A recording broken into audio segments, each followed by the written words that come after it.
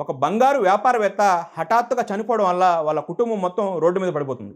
ఒకరోజు భార్య ఏం చేస్తుందంటే తన కొడుకుని పిలిపించి ఒక నీలిరంగు హారాన్ని ఇచ్చి, బాబు ఈ హారాన్ని తీసుకెళ్ళి మీ బాబాయ్ కొట్లో ఇచ్చి అమ్మేసి ఎంతో కొంత డబ్బు ఇవ్వమని చెప్పి అడగమంటుంది. కొడుకు ఆ నీలిరంగు హారాన్ని తీసుకెళ్ళి బాబాయ్ షాప్కి వెళ్తాడు. బాబాయ్ ఆ హారాన్ని బాగా పరీక్షించి, బాబు మీ అమ్మకు చెప్పు ఇప్పుడు బంగారం రేటు ఎక్కువగా లేదు, ఇప్పుడు అమ్మితే తక్కువ డబ్బులు వస్తాయి అని చెప్పి కొంత డబ్బులు ఇచ్చి ఇంటికి పంపించేసి రేపటి నుంచి వచ్చి షాపులో కూర్చో అంటాడు. మరుసటి రోజు నుండి ఆ బాబు వచ్చి ఆ బాబాయ్ షాపులో కూర్చొని కొన్ని రోజులకి పని నేర్చుకుంటాడు. ఒకరోజు బాబాయ్, బాబు ఇప్పుడు బంగారు రేటు బాగా పెరిగింది, మీ అమ్మని అడిగి ఆ నీలి రంగు హారాన్ని తీసుకురా అంటాడు. ఆ అబ్బాయి ఇంటికి వెళ్ళి ఆ నీలి రంగు హారాన్ని తీసుకుంటాడు. అది చూడంగానే పరీక్షిస్తాడు.